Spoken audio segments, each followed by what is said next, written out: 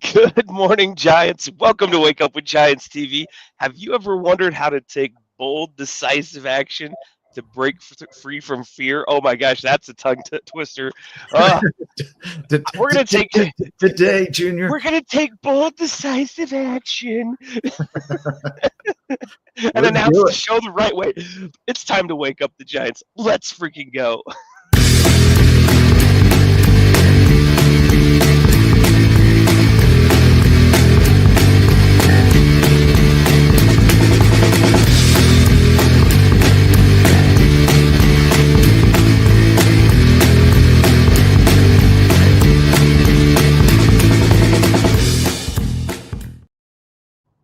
Our guest is going to be like, what the heck did I sign up for? Coming like a little lamb. What are we, we're going to take some bold, decisive action today. Oh, That trailer was sick. I loved it. Like that? Yeah, by the end of the show, I'll get it right. We'll come out like a lion, like I usually do. Yeah, Today, Ryan the sheepish lion. sheep. But it's going to be a great show nonetheless. It But- is. My name is Ryan Morris, co-creator of Wake Up with Giants TV, a tribe of giants, 12 journey coaching, and a bunch of other fun things on Facebook. So, and then I'm here with Mr. Nicholas T. Smith, the author of The Giants and the Smalls. This is on Amazon. This is an amazing book. This is the reason why we have a podcast at the beginning, because COVID happened and the world shut down, and we needed a place to share what Nick had wrote about, and we couldn't do anything. So, Yeah, thus a podcast. It was it's awesome. because of it that we just can't quit. You like that? Rhymey. It's got to be true. And I couldn't not be partners with him because of his rhymingness. Yeah. Had He's to a happen. freestyle legend. I'm trying to think of something to rhyme with. Yeah, because it's the best. Freestyle legend. I'm dead. Oh my gosh, that's hilarious. It reminds me of Princess Bride, when the giant is No rhyming. more rhyming. I mean it.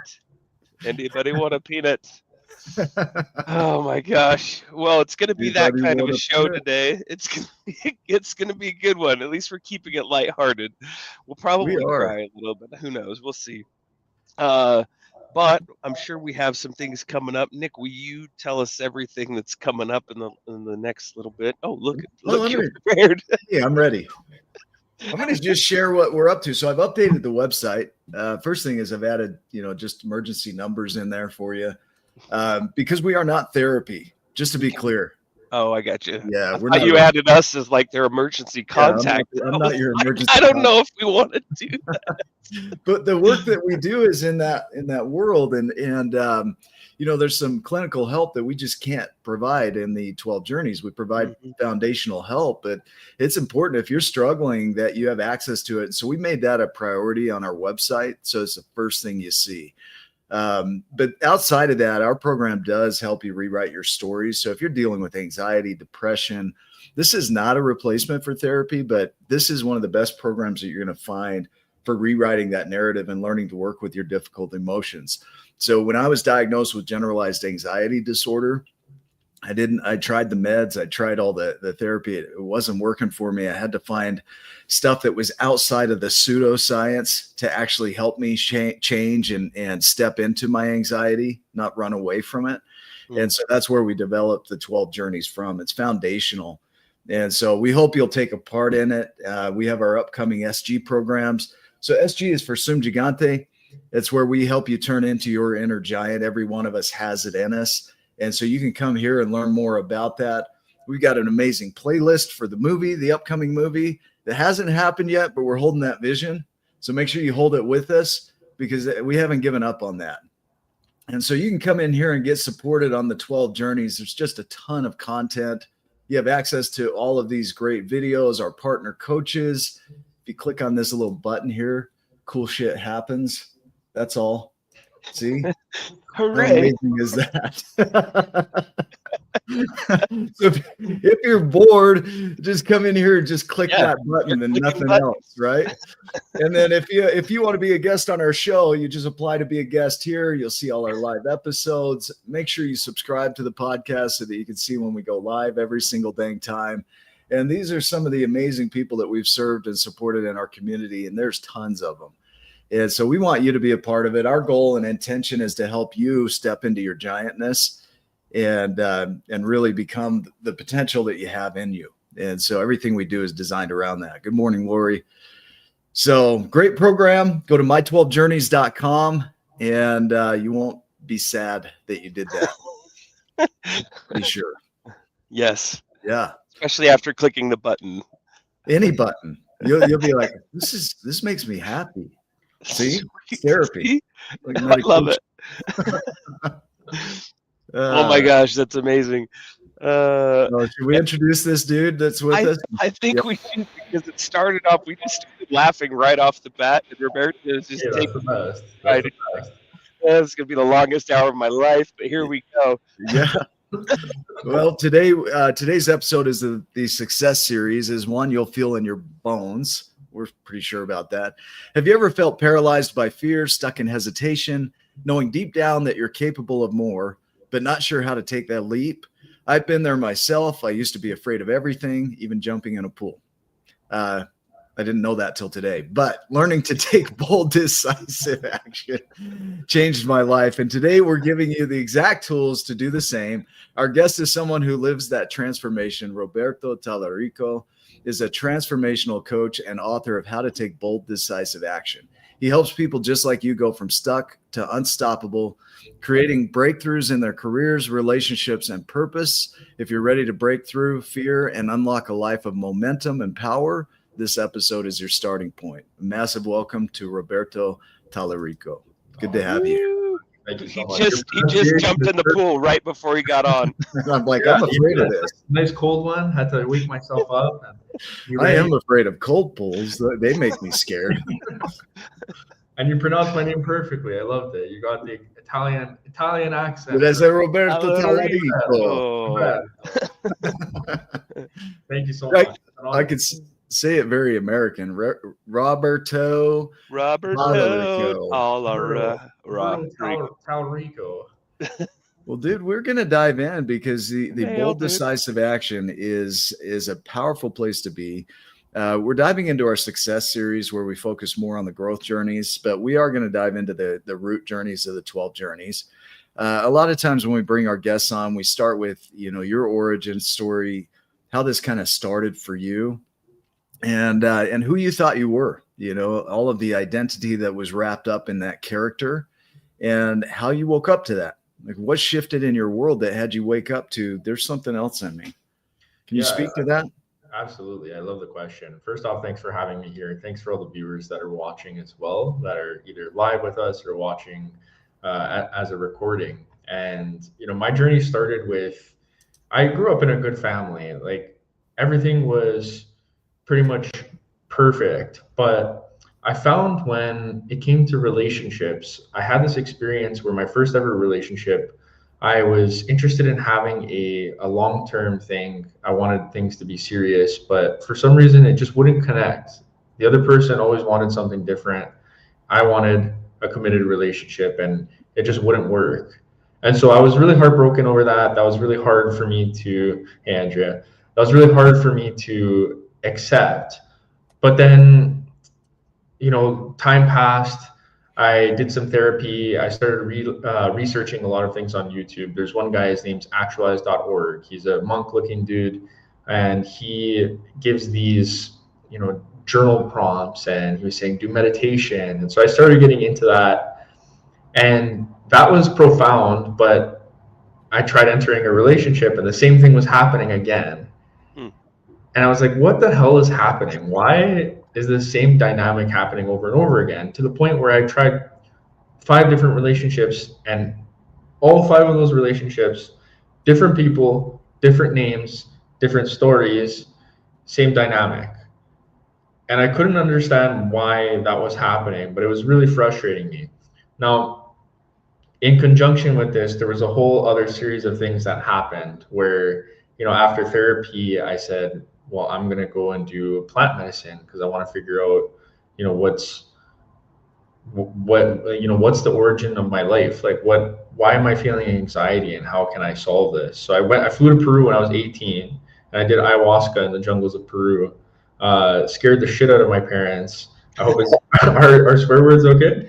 Yeah, yeah. All right. It was a good They're not okay. We've been saying them forever. So yeah, if somebody doesn't want to share this for the swear words, then just don't. It's okay. But yeah, you're welcome to speak how you speak. All right, cool. Yep. Yeah, so I scared my parents profusely because think about, I was 18 going to the Peruvian jungle with nobody that I knew, based off of a place that I found on Reddit, on a subreddit. And as then, one does. As one does when they're 18. Looks safe. And I had to hop on a boat 2 hours through the Amazon jungle with no service. And once I got there, there was still no service. So 14 days without service, 18 years old, my parents are losing their mind. Wow. And it was a very powerful decision. Like I feel I wouldn't recommend ayahuasca to anybody because it's a really powerful substance. And I think you have to be very careful with it because it can trigger latent things within people, whether they have, psychosis or schizophrenia. And it's like, it hasn't been realized. And it's just that intense psychedelic experience can be dangerous as well. So I don't want to, it's not necessarily an advocation of it.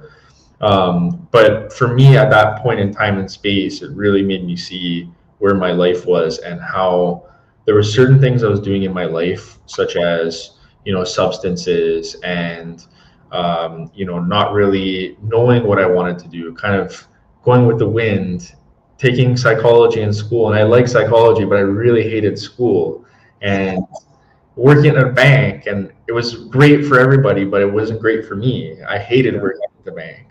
And so there's a lot of confliction there. And then I came back from Peru and then I saw this guy Sadhguru on YouTube and I said, wow, I have to go there and see his temple. So I flew to India 6 months later and I stayed there for 14 days. And I remember feeling like I really want to see this guy. I want to meet him. And I didn't realize he's, pretty famous and it's kind of hard to meet him when you're there. Everybody they have the same desire. They want to go and they want to talk with him, right? So I go back to my hotel. I'm at my hotel. I go to sleep. I have a dream that I meet him. And then I wake up and I check my phone and it says that he's going to have an event in Toronto right when I'm landing back in Toronto from my 14-day trip in India. You fly to him and he's in Toronto the whole time. You know what I mean? Yeah, exactly. So I went there, I got front row tickets, I sat there, and there was a moment where he looked at me and he said, come to the ashram, come to the yoga center for 3 months for guaranteed self-transformation. And so I went there and I lived with the monks for 3 months where, we would wake up at 5:30 in the morning or at 5 in the morning. We have to be at the place at 5:30 doing our meditations. If we don't wake up, there's somebody with a big drum smashing the drum right behind your ear while you're sleeping. like really intense regimen. And a lot of things changed. I want to also, I want to ask you guys if there's a specific. No, we'll guide it. So yeah. Perfect. Yeah, just go ahead and share your backstory here because I think it's essential to lay that foundation. Okay. Perfect. Yeah. Perfect. Yep. So that happened and I was actually pretty disappointed when I came back because I wasn't enlightened when I came back. And I thought I was going to go there and things were just going to be perfect. And I actually met a guy named Kai Jordan who is within the Ultimate Coach community while I was in India. We love Kai. He was telling me about Steve Hardison and he told me how he signed this $100,000 client and all this cool stuff that he did. And I was really fascinated by that. I came back to Toronto. I called the therapist that I was working with at the time. She didn't answer. So then I messaged Kai and we started working together. And then I realized, wow, coaching is something that I really enjoy to receive. And I found myself comment if this is you, or if you guys even had this experience where you look at other people and you say, oh, that guy would be such a great coach. Oh, that guy would be such a great husband or dad. I look in the mirror and say that a lot. That's great.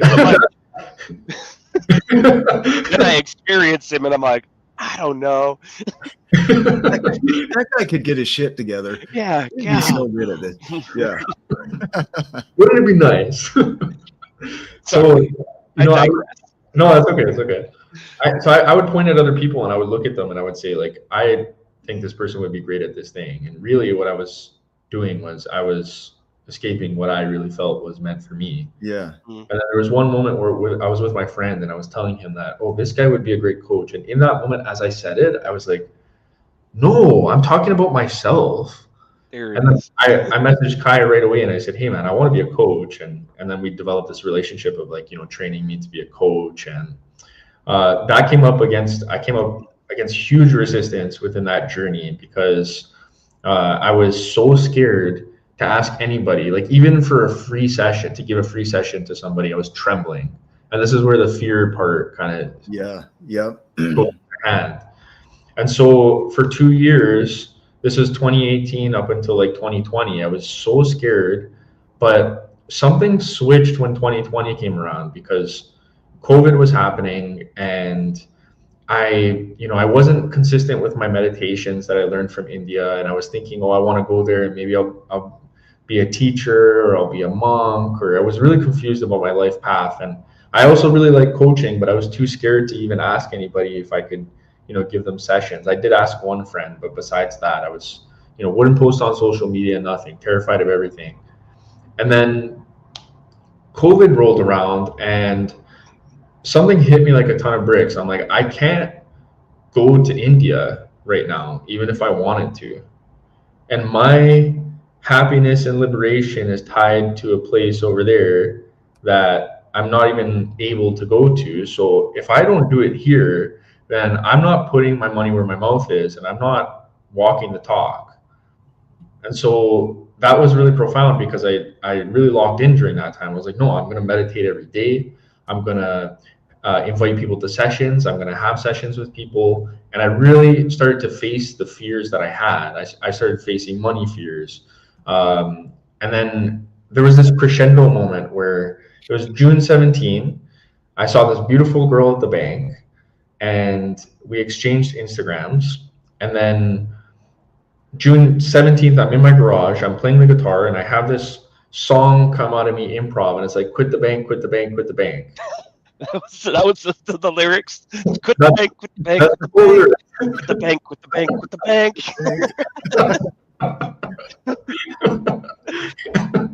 And normally I would have just ignored that. I would have said, okay, this is just like... You're talented. You too are a lyricist, just like Nick. Hey, that's why I could identify it at the beginning. Hey, that was quick. If I'm honest, it's making me sick. Yeah, there you go. There you go. I don't know what this is. Is it a trick? The rhymes are so good, you're so slick. Yeah, let's keep going. Oh my gosh. So maybe we'll just have to do the rest. To me like a tick. We'll have to do the rest of this as a freestyle rap. We'll get through it. I want to highlight, we'll bring you back to this, but I want to highlight, based on the 12 journeys, we always start with the non-conscious journey, which is your whole identity, your character, who you think you are, where it came from. A lot of us don't even question it, right? And then, that is all decided and molded into us before we even have conscious awareness of it, which somewhere around 13 years old, we start to develop ourselves. And by 25, we've anchored in this identity, right? At 18, you decided to go wake up and do something to shock that system, right? And now at 19, you've got it all figured out, right? Now at 19 years old, part of the lyricist. Sorry. She did it too. So no, I'm just kidding. You're not that young. But the journey of awareness is the waking up. And that's the hardest part for people, is because they go into the awareness and they judge themselves, or they justify themselves, and they stay stuck in their old unconscious patterns. And so the journey of awareness is an opportunity to really wake up and move in a new direction. And when you did the ayahuasca retreat, it really created an awakening. And every one of us has a chance to have an awakening moment. But it also opened up the pathway to sit with heavy, intense emotions, to be with those, to learn that it's okay. I mean, really to face the darkest side of things. And our journey of grief talks about how to navigate those emotions. And then there's the journey of acceptance and gratitude, which are kind of similar. You know, acceptance is acknowledging what is, and gratitude is like there's more than enough of what is. And then you go into your journey of empowerment where you start to learn tools. For you, it was, I think I like this coaching thing. So there was an awakening, and then you started to learn tools around that, which brings us to your book, right? Because those are the first 6 journeys. The growth journeys are the power of decisiveness. And so I just wanted to highlight that, because those first 6 journeys that you went through, that awakening, that probably a grief journey, all the emotions, the intensity of that, the accepting your life as it was, as it is, the gratitude, and then moving toward empowerment really set you up to do things in the unknown. Absolutely. Is that accurate? Yeah, absolutely. It was a combination between all of them. And I would say like the grief part was really important too. That was specifically happening as I was using the tools. It was giving me access and space to really feel the depth of the whatever emotions wanted to come up. And it was through that allowed me to free up space and have more space for things to enter. Yeah. So, and that was what was profound, because in that period of time where I said that, you know, I called it locking in, I was focusing so much. And then June 17, I had that insight, let me quit the bank. And then June 18, I went and I quit the bank. I got certified to teach meditation, which is something I really wanted to do for a long time.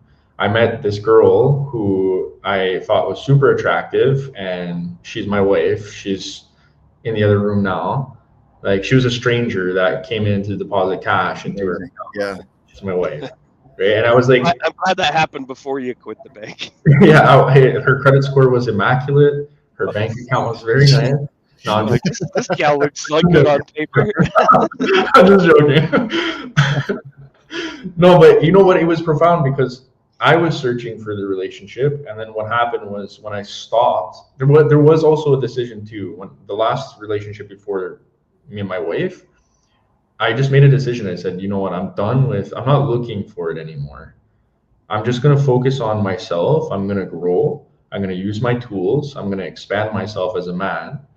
And then she came walking through the door to me in a spontaneous place where I never thought that I would have met a partner. So that was extremely profound for me. I want to hit on something you just said here. So in the space of grief, you know, for us, we categorize grief as all the heavy emotions because it means weightiness, gravity, right? Mm-hmm. So for us, it's all the heavy emotions. But you said something there that really hit for grief for me is creating space. That what grief does is it clears out, or it stops the use of the old pathways that we're so used to. And it creates space for something new. And almost by force. This is the crazy thing, is your old life is no longer accessible. You've cut it off, which is decision. Decision is to cut off. So you've cut off the old life. And so there's going to be grief around that. The brain's going to want to go down that pathway, and it can't. It's like, what did you do with my old stuff? I was walking down this path, and you just took it away. And you're saying, well, I did that. I cut the path off. And then what that does is it creates space for a new path. Mm. And when you step into that new path, everything's unknown. Yeah. And, you know, for us, this is where the journey of uncertainty comes in, because the journey of uncertainty is not knowing what's going to happen next, but being willing to step anyway. It's that all things are possible. Yes. And that bold, decisive action is the cutting off of all the old patterns that you used to repeat to step into what you don't know. Right. Yes. Can you speak to that a little bit? Does that tie in? Yeah, that resonates so deeply. So the first thing that came to my mind was there's a picture it like a circle. Okay. And within this circle is your old life. And then outside of the circle, there is all the things that you want. So meditation teacher, I wanted to be coaching. I wanted to have a loyal girlfriend, and I wanted to, I just, whatever, add any other dream that you have. What happened was the process was I expanded to encapsulate the things that I actually wanted, and they became a reality. And how I did that was through the systematic daily stepping into the unknown and stepping into discomfort discomfort. So it wasn't a comfortable process. I was not constantly, it wasn't rainbows and sunshine. There was a crescendo moment where it all kind of boom, like it just hit at one moment, and it felt like all my work cultivated to some sort of sprout or some sort of flowering, which was tremendous. That's when I really started to see the reap the rewards of what I was doing. Yeah. But it was very much so like, something specific about, I believe it was a combination between doing daily meditation, having something to anchor onto every single day, day in, day out. I didn't want to do it, doesn't matter. I still do it. I want to do it, great, do it. Something about having that to hold on to in the midst of all the uncertainty and unknown and discomfort really gave me the confidence to continuously walk forward. Okay, I want to anchor in because there's a lot here. Yeah. So I'm going to pull in the 5 growth journeys here and that, because it's the there's a misconception that if it's our dream and it's our purpose, that we're going to feel peace around it. Right? It's a misconception that it's going to be easy, that it should be just naturally flowing, right? Well, if you think about the brain, that's probably a lie the brain told us, because the brain's all about conserving energy. And so it just wants to be homeostatic. It wants to be lazy. And it wants to just repeat the automations because that doesn't cost that much energetically. So it probably told us this lie that, if something's good for you, it's going to be easy. Right? But growth only comes through the discomfort. That muscle is only built by tearing it, right? And development of new patterns and behaviors only happens when you step into the unknown. So people who are staying in their patterns are really homeostatic, meaning that they're just trying to find the easiest path. They're not lazy. Their brain just wants efficiency, right? Yeah. But here's the challenge. If you don't know where you're going, then it's really hard to direct that energy. So it is easier to go back to the automations. So for us, the uncertainty is an important step in the journey. It's just, we use it as a segue into, everything's open to you. And then we use the journey of abundance to say everything you need is already here. You just have to transform it. And then the journey of vision is, what would you like to create? There's a book called, The Having, that I'm listening to, and it talks about everything you have in your world. You know what it feels like to have it because you have it. And when you create your visions, Catherine Lee called it a memory of things you have to be. You're creating it as though you already have it, but it hasn't happened yet. Mm-hmm. So you're the same sensations, emotions, everything. And then you go into the journey of surrender because you have no clue how you're going to do that. And then the journey of nurture, like you're talking about, you're taking these small steps to grow. And this is where passion comes in. It's a willingness to suffer. The word passion means to suffer, but it's a willing suffering. Like, I'm willing to do this every day. I'm learning Python scripting right now and UX design. And I can tell you, I don't know shit, dude. I'm at the foundation, and I'm willing to commit every day toward that passion a little bit. And what I know is that those pathways are going to develop, and that'll become a fluent language for me at some point. Mm-hmm. But right now it's messy. It's like putting, the training wheels on a bicycle. Absolutely. So based on all of that, I've given you a lot to unpack there, right? Yeah. I want you to pull in your process into all of that. Why does your process fit into that? Or does it? Maybe No, absolutely. I'll tell you what really worked for me. It was a mix between, there was Steve Chandler's book, Fearless. That book, huge inspiration to everything that I've been creating. So I read that book. I remember I was sitting there, my mom and my sister were on the couch. We had an air mattress in the living room, and I just devoured that book in one night from start to finish. And it was so profound, so much so that, like, the principle that you're sharing of stepping forward every day with the discomfort, it kind of gave me that empowerment. Another thing was also receiving coaching at the same time as well. So it's like knowing kind of what to do, but also being willing to embrace what I think would be the best thing. So it's like, I think there was a thought process, and this is where my process steps in, because I feel like a lot of people have ideas of how to move forward, but what they do is they doubt it because they think, oh, well, is this even going to work? So they don't implement or try it, or they don't take the step forward to do it. And that stops them. Like, they don't have the certainty to be willing to just try, and maybe it doesn't work, right? But I mean, that is the certainty. yes, It's almost guaranteed not to work, yeah, right?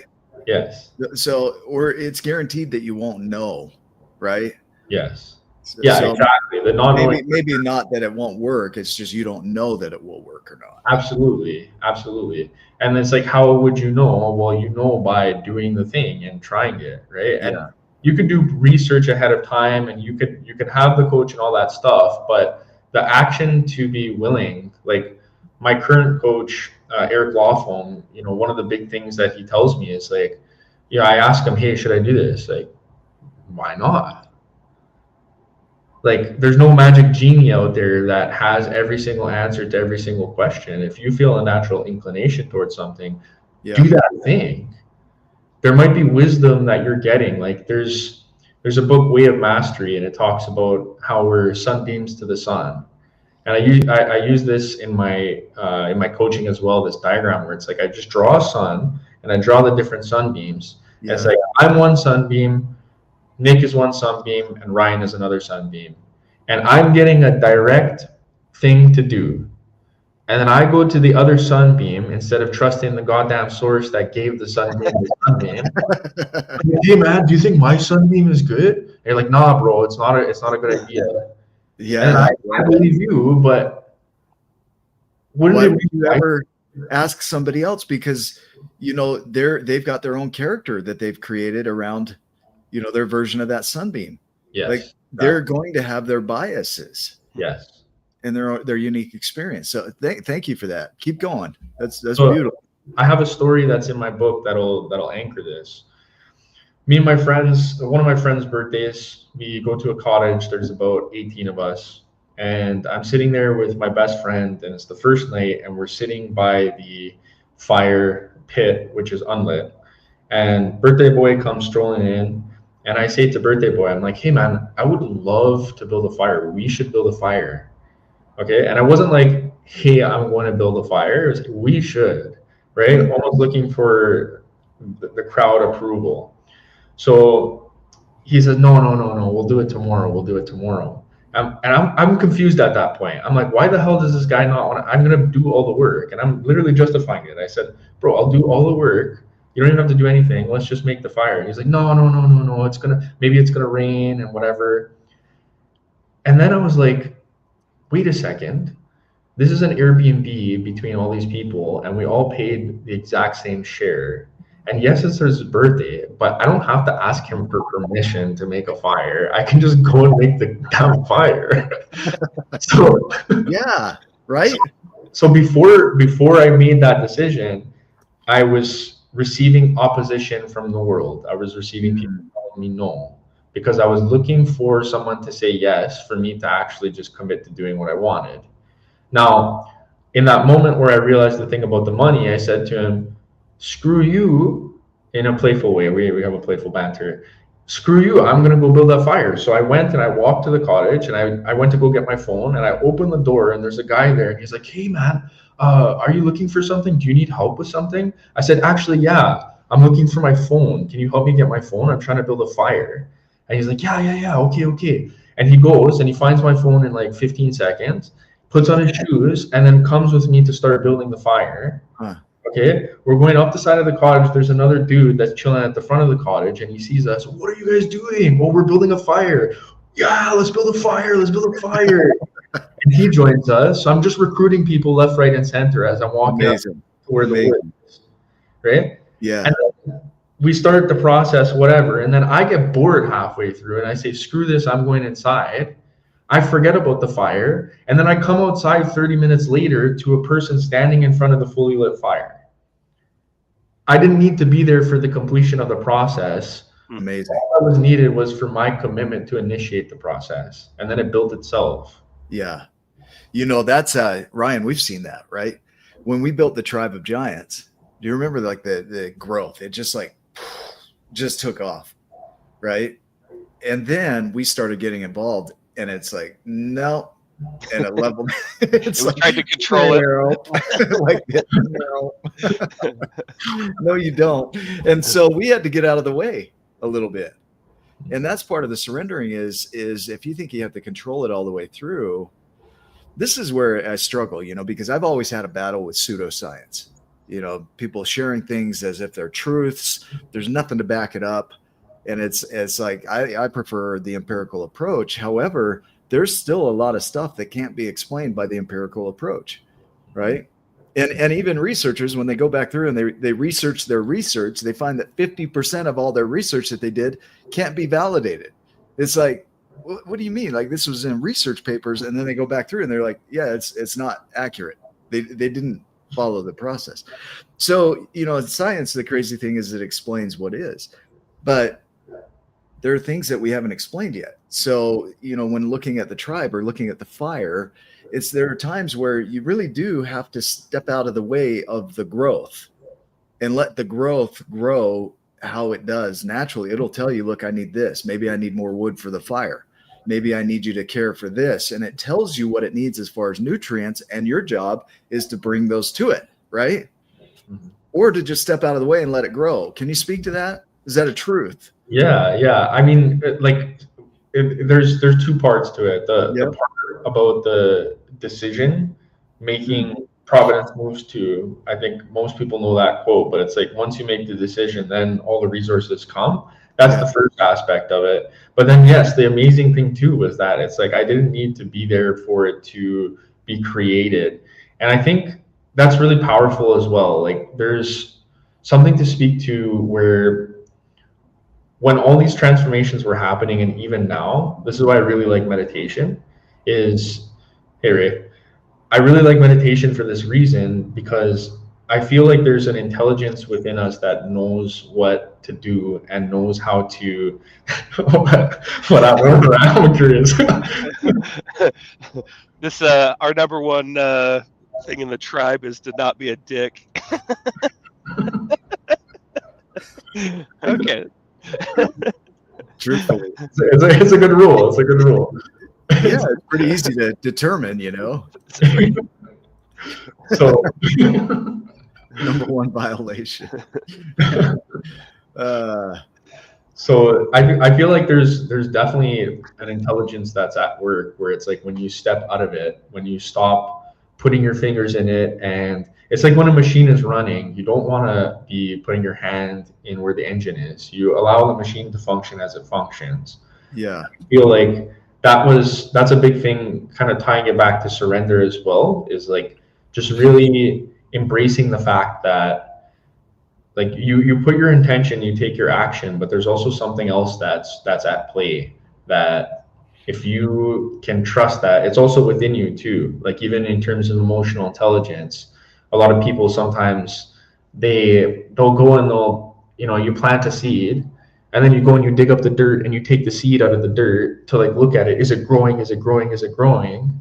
But really what's happening is you're obstructing the process. So it's like, even within emotions, like, just knowing that there's an intelligence within you that's going to correct whatever needs to be corrected, provided you just give it the space to do so. And I feel like that comes from not worrying so much about the process, and just have the conviction, take the action, and then don't fret about it. Use that same energy to keep creating, either on that or something else. And sometimes you step back from the project and there's something else to be created, and that creates something else in itself.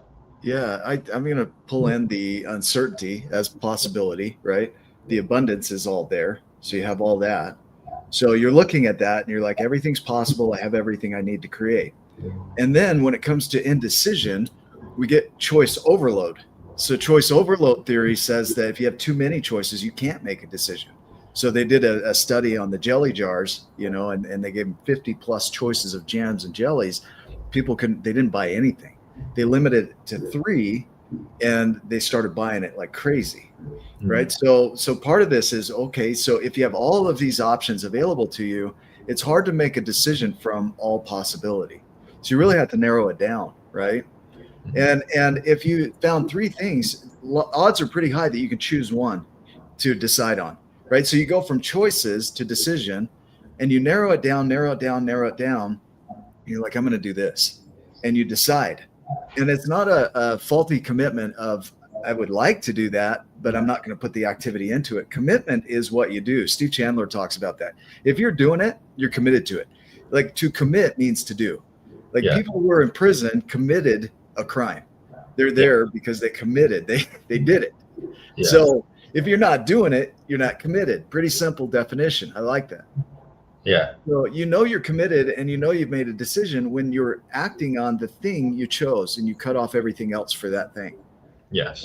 And so that's where, people get into that overload. It's, let's narrow it down. Like, what do you vision? What would you like to have? And then decide on that, and then commit to it. Yes. And I would say too, another important piece is committing to completion. Like, the fire story, there was something that kind of, someone else completed it, right? But then there's other things, for example, with the book.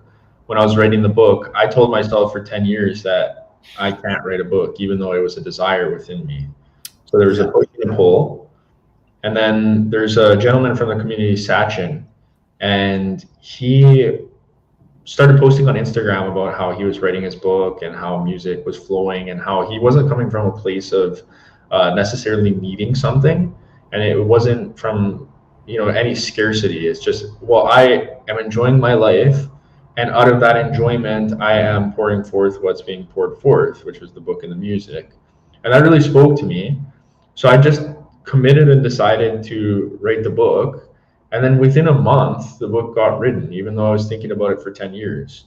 And it wasn't thought like, hey, I'm going to write down these quotes, and this is going to be in the book, and I'm going to write down this chapter, and this is going to be in the book. It was more so, I can't write a book. Other people write books. Oh, I'm not old enough. I'm not professional enough.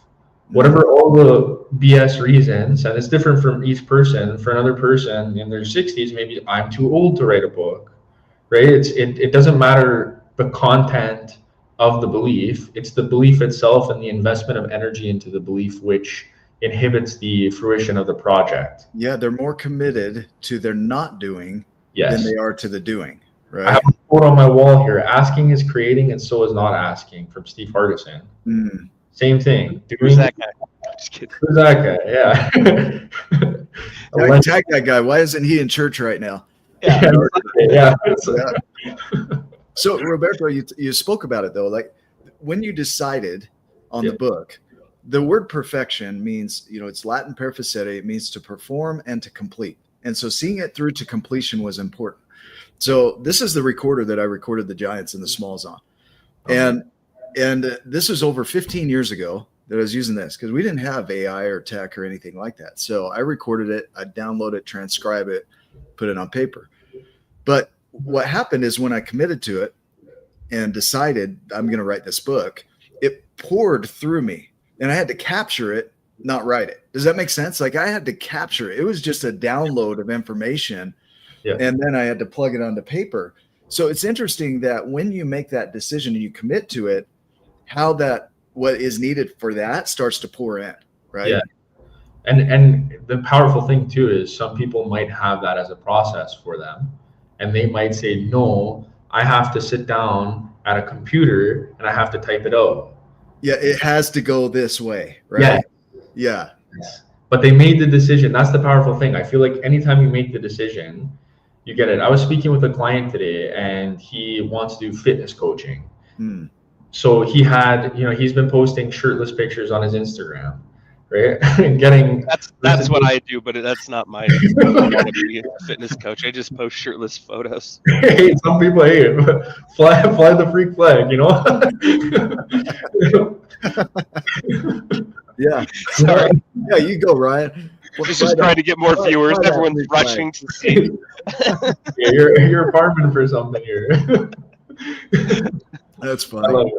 So he did that, and then he got a couple of messages, and one of them was from a dude who was like, hey man, he's asking, hey, I really want that type of body, right? And he's like, oh, he just responded very generically and didn't respond to him for a couple of days. And then we had our coaching call today, and he brought it up, and I was like, dude, like, you asked for clients for your fitness coaching, and now somebody's messaging you. Yeah. And you're not seeing it. You're rejecting it. right? You're saying no to it. Yeah. Okay, so I'm going to place some words here. Yeah. Our 12th journey is legacy and impact, right? So we'll tie that in here.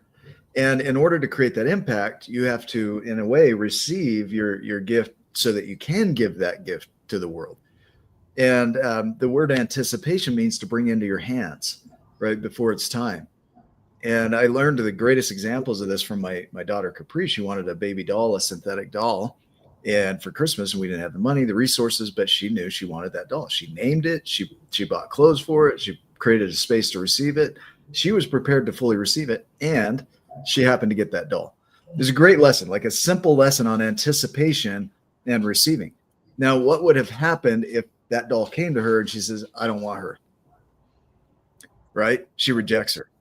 Mm-hmm. Then there might be hesitation on our part to do the effort to create, right? Same with the universe or God. It's like, I might hold off a little bit until you're sure that's what you want, because I'm going to bring it to you. And if you're going to reject it, then I might not bring that to you anymore. Yes. Right. Yes, exactly. And it was like that with the book too. It's like, just really acknowledging that this is what's coming to me, and then bringing it across the finish line, like just bringing it back to that completion part. Sometimes it's, there was a couple weeks in between where I started to hesitate and doubt myself again. And I said, no, I said, this book is bold, decisive action. What's needed to create a book on bold, decisive action? Taking bold, decisive action and writing a book. Did you do a chapter on procrastination? Because that's my chapter. That's it's riddled all throughout. Yeah. This is what I do. I do it in reverse. I post shirtless dad bod photos, and then people message, they're fit, and trim, and then they're like, "How can I have that body?" And then I share all my your meal plan. You're like, some people want to bulk, Yeah, like you might be the expert for that. I got you. You show your feet up on the couch. You're like, TV remote. Here's exercise number 1. I have strong thumbs. Soup from the bowl to the mouth. Diet plan, Cheetos. It's motion. Look at that shoulder. That shoulder flex is important. Yeah. So let's pull in legacy here and impact.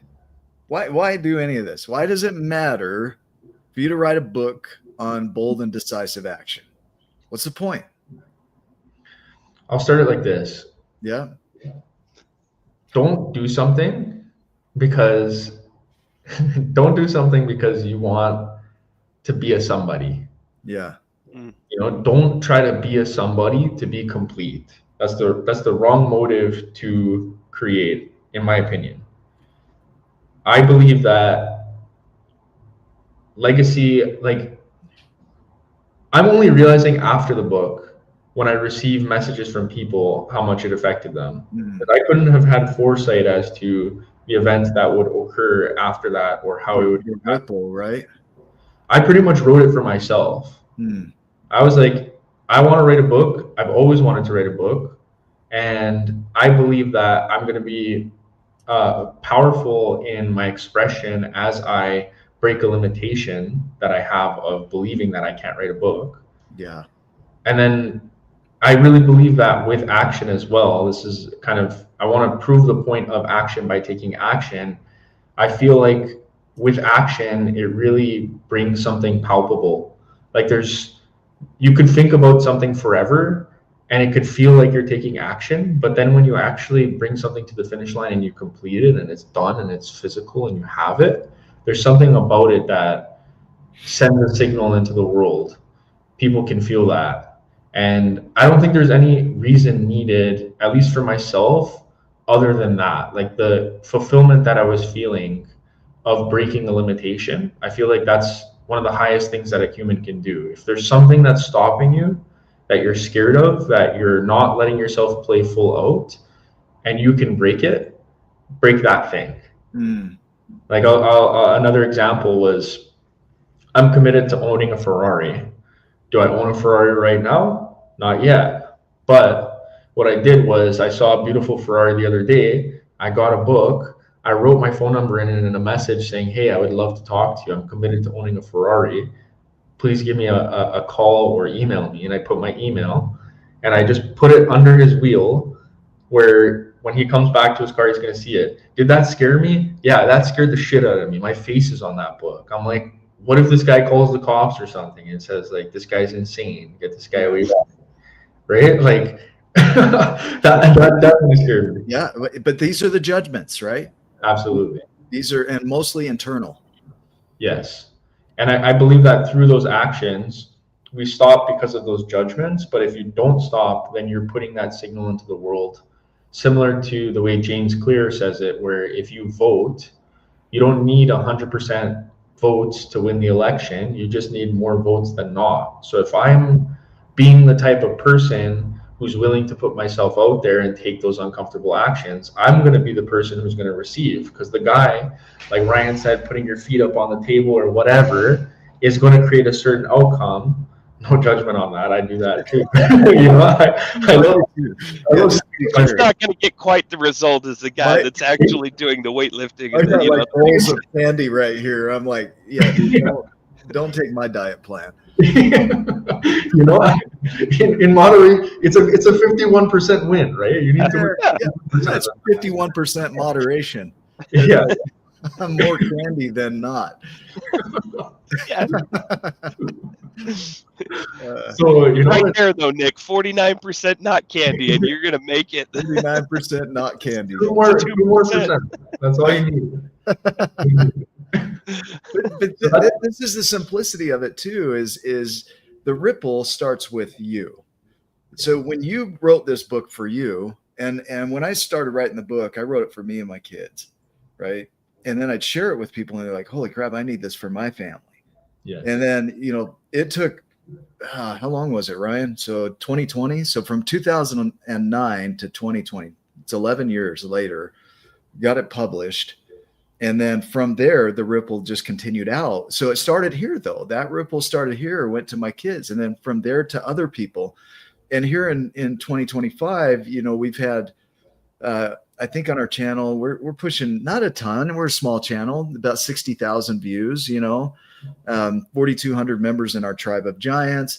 Like these are all people that were affected and impacted by one little story, right? And one little ripple. And even Ryan ran into me, and now Ryan's doing his ripple. It's like it just doesn't stop. Leave. This dude is non-stop Ripley. He's Ripley. He's not ripped. He's Ripley. I'm not ripped. I'm Ripley. That's going to be a shirt. Right? That's good. And we don't know what's going to happen like in 5 minutes as well, right? Like it's similar to how the next thing, one guy bought 10 books, and I'm like, oh, I didn't know this guy was I didn't know anyone would buy the book. Yeah, I didn't have an expectation. Maybe my family members, some friends, maybe my clients, whatever. But then it's like all of a sudden you see these people that you wouldn't expect start to tap into what you've created, and it's just so amazing to see the scope and scale that it goes. There's a story, The Richest Man in Town by VJ Smith. So this was brought up in the ultimate coach community, and I took it upon myself to just call the author and say, hey man, do you want to do a workshop? So I hosted a workshop probably a little bit under a year ago now with this guy, which is another, fearless action, just take the action. And he was talking about how he didn't know that this story was going to become so big. The whole town knew about what happened, and without spoiling the whole book, essentially there was just this really sweet man at Walmart who would go and he would go and greet people and say, thank you so much for shopping here. And it was profound, and it made an impact in the author's life, VJ. And then he acknowledged that guy, the cashier, and he told Walmart, and then he spoke with the VP of Walmart, and then the whole town started to hear about it, and then he wrote the book, and then now he's been doing speeches about this guy that he met in Walmart for like 50 years or something crazy like that. Like, did he know that all that was going to come out of him sending an email to the VP of Walmart because he saw a good employee? No, but that's the miraculousness of it. Like, we don't know the implications of those ripples, and we all get like that sunbeam to the sun. We all get those unique things to do. So can we pull up that comment again there? Like this, to me, this comment, I still have a can of pea soup from Hugh. This that he is in gave the me. book too, just for some context. Yeah. So yeah, the character in the book eats pea soup and crackers. And so the idea here, though, is that when you remember the pea soup, there's a humility in it. You remember what it took to get here, and it gives you empathy and compassion for others that are going through it. So yeah, no, we never forget the pea soup. In fact, I love pea soup, but it's not to shame people that eat pea soup. It's to remember I used to eat pea soup. I still eat pea soup. You know what I mean? It's like there's this humility in the process of growth of I remember what I went through to get to where I am today. And because of that, I have an empathy and compassion for others that might be going through a similar journey. And that helps us to relate and connect, which helps me to help them see their giant potential. Or, like in your case, to take bold and decisive action, right? Because I know what it's like to not do that. And that's where the whole somebody versus nobody thing seeps in, where it's like, you're not above the pea soup. You know, like nobody is above the pea soup. It's actually the opposite. The more that you embrace being a nobody, you might become a somebody in the world, but internally within yourself, not trying to be something for the sake of receiving something, like simply just embracing what is true for you and following that for the sake of the fulfillment that it brings is I feel what is so powerful. And that person would eat a pea soup, no problem. Yeah. Beautiful. Ryan, lay it on us, brother. Preach. I took some detailed notes.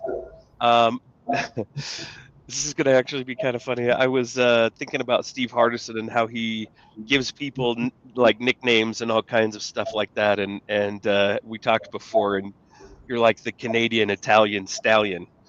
And you know, it's kind of funny listening to, you know, somebody who looks Italian with a Canadian accent. Yeah. But and then he says, sorry. It's cold over here. His hand pops up with a ketchup chip. my grandmother would not be proud. There's no pasta over here. That's straight sacrilege, man. That's the kick out of the family right there. That's funny.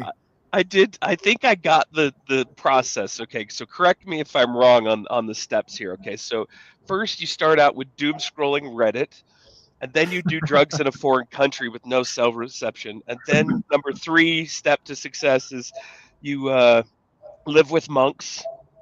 4, you write your own songs in your garage, called "Quit Your Job Because Your Song Says to." That's also step 5 is quit your job because your song says to.